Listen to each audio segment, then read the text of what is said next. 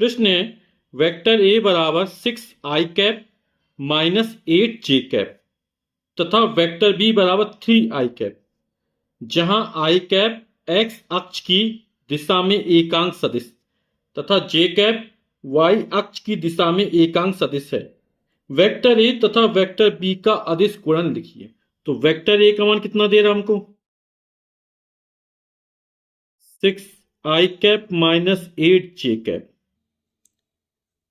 Vector B का मान कितना दे रहा हमको 3i। ठीक है, आई कैप क्या है एक्स अक्ष के अंदिश एकांक वेक्टर और जे कैप क्या है वाई अक्ष के अंदिश एकांक vector.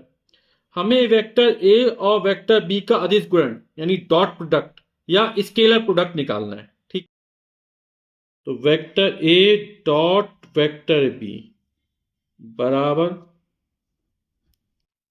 6i minus 8j dot 3i। तो बस 6i का डॉट गुणा 3i से करेंगे तो 6 त्रिक 18 हो जाएगा i डॉट i। फिर इसका इससे क्या साथ करेंगे तो 8 त्रिक 24 माइनस का 24 j dot i। i dot i का मान कितना होता है 1 होता है। क्यों 1 होता है क्योंकि आप लोग जानते हैं ए डॉट बी बराबर A B cos theta.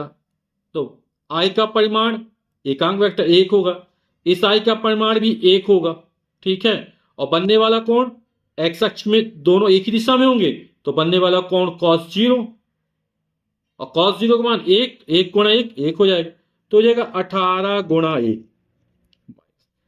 J dot I इसके बीच जो कोण बनेगा जे क्या है वाई अक्ष के अंदिश एकांक वेक्टर, आई क्या है एक्स अक्ष के अंदिश एकांक वेक्टर। तो जे और आई के बीच जो कोण बनेगा वो 270 अंश का बनेगा। ठीक है, और cos 270 की वैल्यू कितनी 0 होती है तो 24 गुणा 0 तो कितना हो जाएगा 18 कम 18 माइनस 0 बराबर 18। ए का कोई मात्रक होगा बी का कोई मात्रक होगा जिसका अदिश गुण उसका कोई ना कोई मात्रक होगा तो 18 मात्रक।